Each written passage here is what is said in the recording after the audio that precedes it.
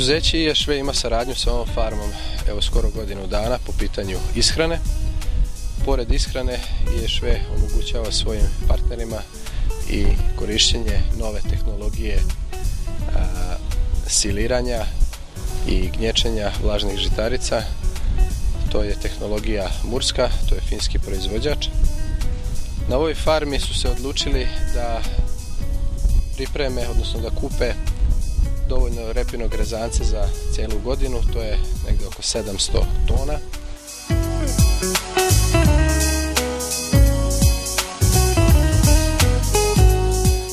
Az ISV céggel kb. 1 éve dolgozunk folyamatosan együtt. Az eredmények napról napra javulnak, tehát mindig jobbak.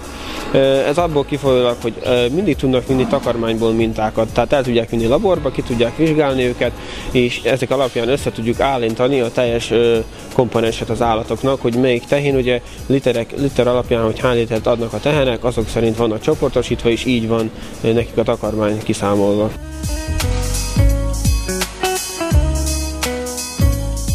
Gospodin Balaša je počeo pakovanje repinog rezanca u ove takozvane kobasice, to su hermetičke cevaste vreće. Ovaj rezanac je 2 put isceđen, tako da je suva materija negdje oko 27-8%, što je izuzetno dobro, znači nije mnogo vlažno.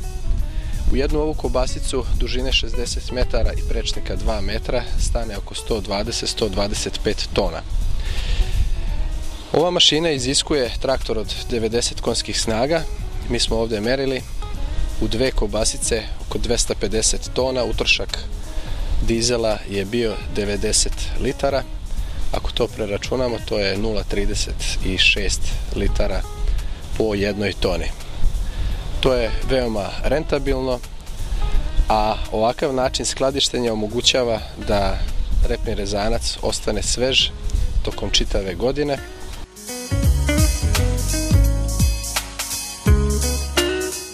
Azért jók ezek a hurkák, mivel hogy ebben betöltjük a répaszeletet is, megtömöríti, tehát valamilyen szinten összenyomja a szeletet, és hermetikusan lezárja, tehát légmentesíti.